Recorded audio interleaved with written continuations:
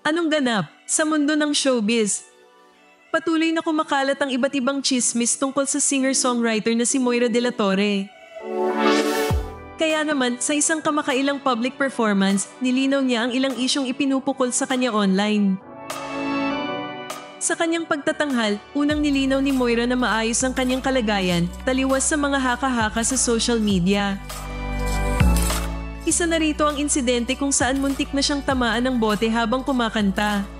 Agad niyang ipinaliwanag na hindi siya binato kundi may nahulog lamang na bote sa kanyang direksyon.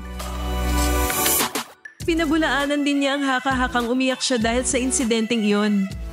Ang totoo, labis siyang naantig nang bigla siyang sorpresahin ng kanyang matalik na kaibigan.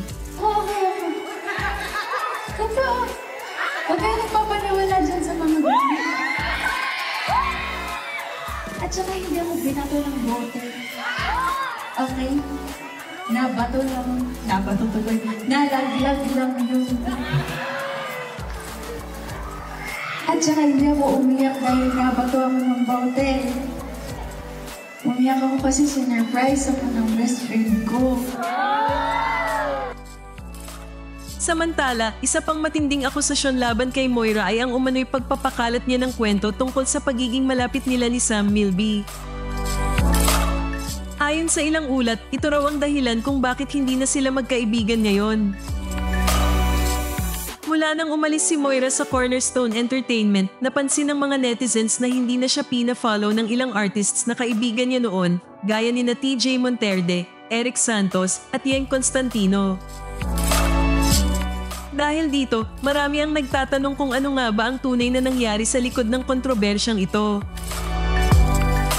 Nilinaw naman ni Sam Milby na hindi si Moira ang dahilan ng kanyang paghihiwalay kay Catriona Gray at kinumpirma niyang hindi na sila magkaibigan ng singer.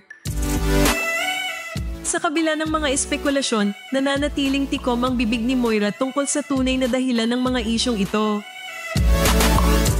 Ano sa tingin mo ang dahilan ng biglaang pagbabago sa kanyang relasyon sa dating malalapit niyang kaibigan? Ibahagi ang iyong opinion sa comments.